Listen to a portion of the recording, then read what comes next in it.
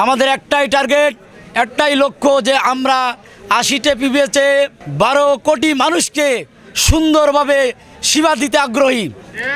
আর ওই সেবার লক্ষ্যে আমাদের মিটার রিডার কাম মেসেঞ্জারকে 16 থেকে 1800 গ্রাহকের সেবার নামে আমাদের নিয়োগ দেওয়া হয়।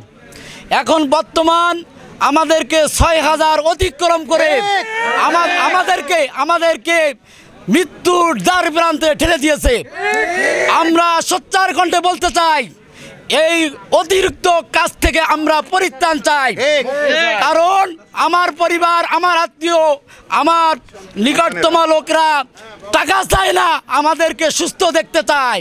যেখানে শ্রমিক হইলে 8 ঘন্টা ডিউটি করার কথা, কিন্তু আমরা সেখানে 24 ঘন্টা ডিউটি করে থাকি। সেক্ষেত্রে আমাদের কাজে কোনো বাধ্যবাধকতা বা বৈষম্যতা নাই, আমরা সবাই একই কাজ করি। আমরা 33,000 লাইন থেকে শুরু করে 220 পর্যন্ত কাজ করি, যেটা সবসময় ঝুঁকিপূর্ণ। বিশ্বের ভিতরে সবচেয়ে ঝুঁকিপূর্ণ লাইন হচ্ছে বিদ্যুৎ লাইন। এখানে বিদ্যুতায়িত হয়ে আমাদের প্রায় লোক মারা যাচ্ছে এবং আমার ব্যাচমেট রমজান, তিনিও আমাদের মাঝে আর নাই, তিনিও এইচটিতে শখে মারা গেছে। তার জন্য আমি আমার অন্তঃস্থল থেকে দোয়া জানাই। এবং এই কর্মের মাধ্যমে আমরা 24 ঘন্টা লিপ্ত থাকার পরেও আমরা কোনো ঝুঁকি বাধা পাই না, আমাদের কোনো ওভারটাইম নাই, আমাদের সম্মান নাই।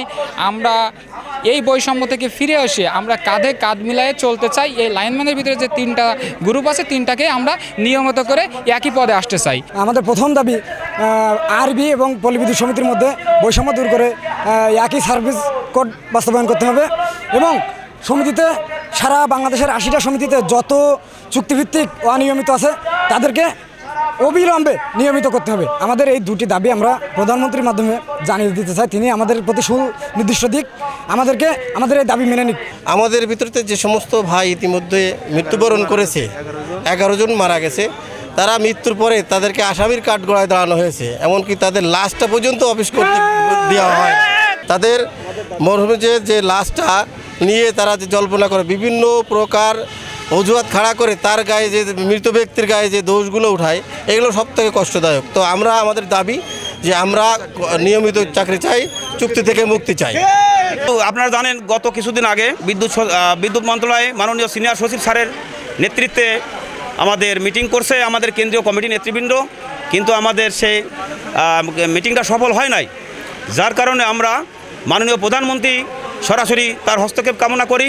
আমরা জানি গণপ্রজাতন্ত্রী বাংলাদেশ সরকারের মাননীয় প্রধানমন্ত্রী অত্যন্ত সফল, বঙ্গবন্ধু শেখ মুজিবুর রহমান অত্যন্ত সে সফল দেশ স্বাধীন করছে।